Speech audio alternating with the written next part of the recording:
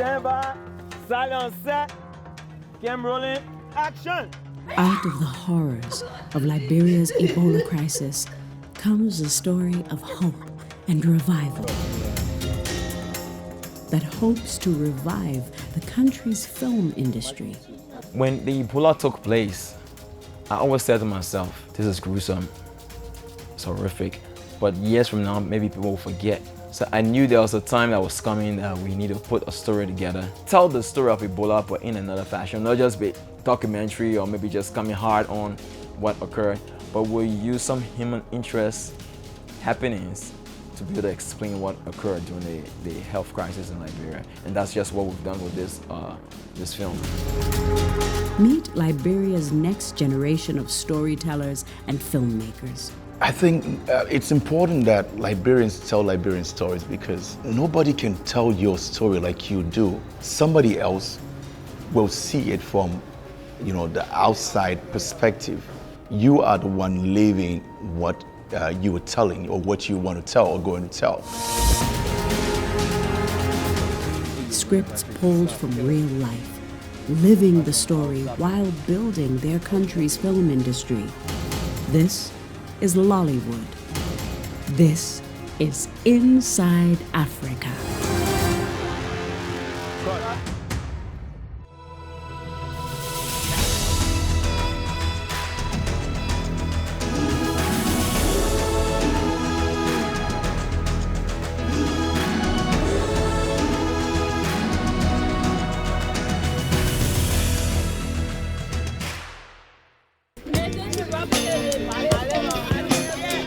West Africa is home to some of the continent's most prolific film industries. Nigeria's Nollywood, Ghana's Gollywood, and now Liberia's Lollywood. Lollywood is the Liberian film industry that is still very young, and we're hoping to do everything within our own reach to make it to grow. Lollywood is far different from other African movie industries because for those guys, they've been doing it for a while now and they have a lot of sponsors, a lot of investment pumped into it. For Lollywood, people are only just trying to make things out of their own resources and just try to do something because of the passion. While the industry is still very much in its infancy, a team of aspiring filmmakers are driving it. Meet Eddie Watson Jr., Nuruddin Sani, and Cosme Pulano. Hungry and motivated by a desire to own Liberia's stories.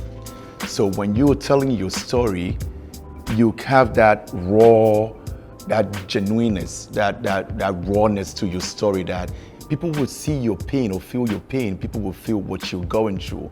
People will be able to relate to you better because it's you experienced it. They have lived through the country's most difficult times, from civil war to the Ebola health crisis, and they are starting to use the medium of film to tell these stories through their lens. People learn easily from what they see. There's so many things here in our country that people will have to know. There are few people who are educated, but they're able to remember what they see. So I believe this is one way that we can tell so many stories. For example, the Ebola story we're telling. We remember that, yes, one day in our past, we had this outbreak, which was the worst ever in the world. So there's a need. There's a need that we continue to tell our stories through film or through television. They discovered a shared love for film over 20 years ago as school kids in Liberia's capital city, Monrovia. This is the former St. Patrick's Catholic School. This is where we all met, We were probably around 12 years old, yeah. This is so special to us because back then, this was like the best school in the entire country. Yeah. I think it's helped all of us. I think this school really gave us our foundation. But that strong foundation was rocked when civil war broke out in Liberia. So it was so troubling when the school was closed, 1996, 96. after the fracas. And that's how we all divided. Ended, Yeah. our time together. The war shut down not only their school, but also the very small local television industry. Despite all this, they each held on to their shared passion for movies. So this is T.N. Moore Cinema, Silver Bird, and it is the only cinema we have in Monrovia currently. And we're hoping that very soon we can help to make sure that we shape the film industry and make sure there are very good contents and there are more cinemas. Today, these old friends have been reunited in the very place where their journey began, Monrovia. Wow. So this is where it all started. This is my neighborhood. This is my hood. It's called Matadi Estate, Old Matadi Estate. I mean, this is where I used to live. This is where I grew up, right down there. My family is still there. I had a barber shop here. I think the kids now, they're running the barber shop, but I had this barber shop here, and I had another kiosk here. I used to change money and sell DVDs, Nigerian movies, even rent them out to people around. Never thought I was going to be on one of those DVD spots, and people were going to be watching me all around the world. Eddie is a movie star, famous for his roles in both Nollywood and Gollywood. Action! This will be the first time he is making a movie on home soil. The story was something I just wanted to be a part of. Hell's Gate is a movie set during the 2014 Ebola crisis in Liberia. And it's a love story in the midst of the crisis. So I think telling this story, we are able to tell our version. We are able to go to the communities and how people actually reacted, how families were broken, how lovers were separated, how people died in the arms of their loved ones, how their loved ones were affected by the crisis. Based on real events, this is their story. The impact we are trusting that this film will have is to let the world know that epidemic can occur anytime. It's not just a one-person fight, it's a global fight. Next, we meet the people and hear the real-life experiences that inspired a movie and a movement.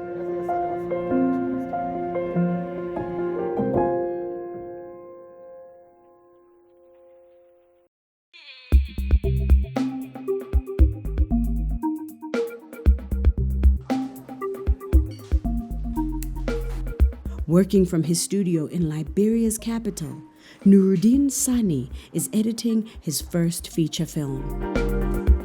Based on real-life events, it will be the first time a movie is being made on the devastating Liberia Ebola crisis by Liberians.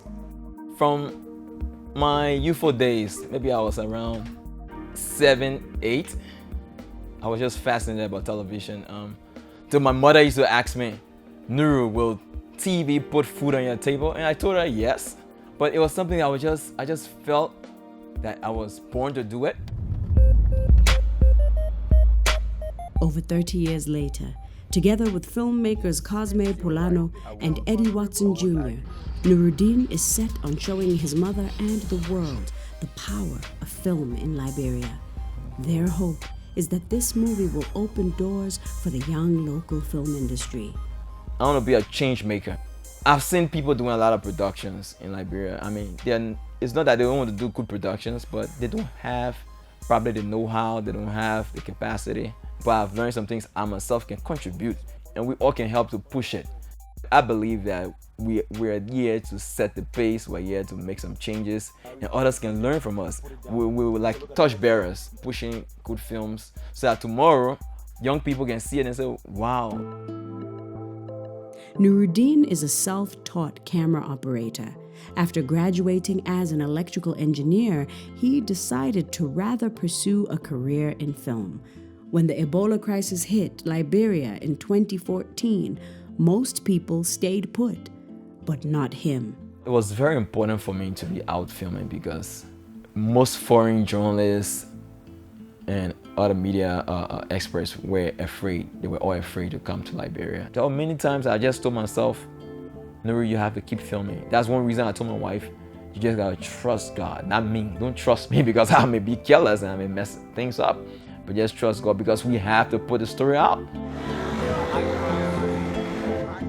His footage was broadcast on news channels across the world, but at great risk to both him and his family. Then my wife was pregnant at the time. She said, Nuru, you gotta stop either going to the ETs or you gotta stop coming home. Because if you get infected, definitely you're gonna spread it with us. It was a time of total fear, amongst many Liberians because no one knew who was the enemy. You don't know who's carrying the virus because the person might be looking good at the time. People were afraid. It was actually putting families apart. Once again, the three childhood friends found themselves at the center of a national crisis. Okay, now we are at the top of the Tuco Hotel. This is the highest point in Monrovia. Over this hotel, you can see Central Town, downtown. You can also see West Point. Now, West Point, that was where we had a major quarantine situation during the health crisis. West Point is overlooking us with a population of approximately 70,000 people. When President Sirleaf gave the State of the Nation address at the time and declared a state of emergency, there was panic all over the place. Everyone, oh God, we're in hell. I said, God, we're here. I know you love us, you care for us. I know you will do everything to protect us. And I just went out with that peace. And God did it. He protected us. Ebola has been described as a disease of care because most people become infected by tending to their sick loved ones. The locals here call this Ebola country. By May 2015, almost 75% of the country had been affected either directly or indirectly by Ebola, and the death toll stood at just over 4,700. We must make this film because we must remember the past, we must learn from our mistakes, and prepare for the future. When we see these things, those who were not impacted in other ways during the outbreak can also learn and make sure that they take the necessary precautions for the future. 61, take 2, action. Deeply impacted by the health crisis, the trio started to document their experiences, which became the backbone for the film they are making today. Telling this story, we are able to tell our version. We are able to go to the communities and how people actually reacted, how families were broken, how weddings, like what happened in Hell's Gate, it was put on halt because of the whole Ebola crisis, how lovers were separated, how people died in the arms of their loved ones, how their loved ones were affected by the crisis. Critical to making the film was the guidance of Dr. Mosoka Fala, the state's principal investigator for Ebola. A Harvard alumni, he has a master's degree in infectious diseases and epidemiology. Ebola is a highly infectious zoonotic disease. It's a disease that comes from animal to human. What makes Ebola unique is the rate at which it leads to death. When Ebola broke out, Dr. Fala was visiting his home country on an unrelated project for USAID. So once I heard Ebola, I actually panicked. And I remember calling the assistant minister and said, what can I do to help? I mean, my project was ending. I was about to go back to the States. And I went to the ministry and told them and said, it's time that all hands on deck because this is going to spread. There was limited logistics, ambulance, there was limited knowledge. So international support came very late. And so then I got involved in the surveillance part of the disease. I already got involved in preparing communities, educating communities. While the epidemic in Liberia was declared over in 2015, Dr. Fala's work on the ground continues. His focus now is to develop Liberia's access to health in case of another outbreak. So we've done a good job. You think we? Yeah, I think you guys did a good job to represent. After Nuruddin and Cosme finished the first draft of their movie script, they reached out to Dr. Fala and asked him to review it. I appreciated it. I mean, he would tell you, Cosme would tell you, as I read, I started to cry again. Cosme would tell you because I was crying. I was reliving the experiences. This is good, this is good. I wrote some comments. I said, you got to bring the technical part in, we got to do the reality. And I said to him, I want to get the Liberian voices. But the value of this film goes beyond that. Hell's Gate, being a film of healing, many people have told me, many survivors that we tried to speak to, told me they could not tell me the stories. They do not want to remember the past. But we believe that there is still a need that we remind ourselves of what took place. And I believe that if we can tell our story, if we can watch it many times, we can get healing from it. Action, Mrs. Daniels! Next, we go behind the scenes in the final days of filming.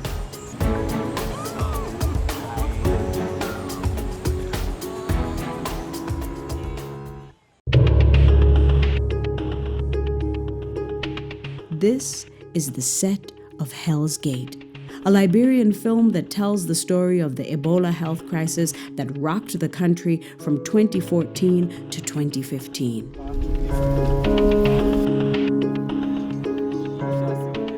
Ebola shattered this nation. It destroyed the economy. It destroyed the lives of people. It broke families apart. It was not something to play with. Scene 61, dry run. This will be the first locally made film about Ebola, as told by the people who experienced it firsthand. The impact we are trusting that this film will have is to let the world know that epidemic can occur anytime. It's not just a one-person fight, it's a global fight.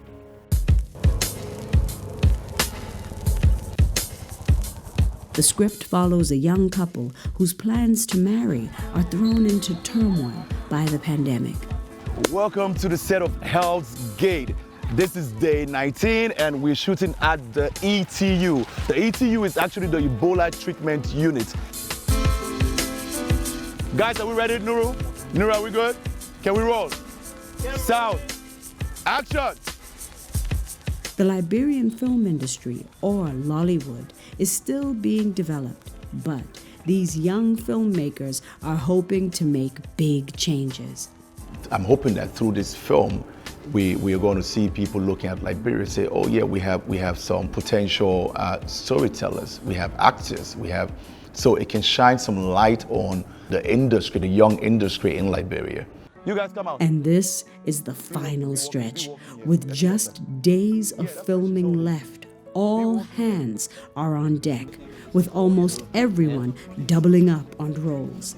Scriptwriter, storyteller, be the producer, executive producer, and then production manager.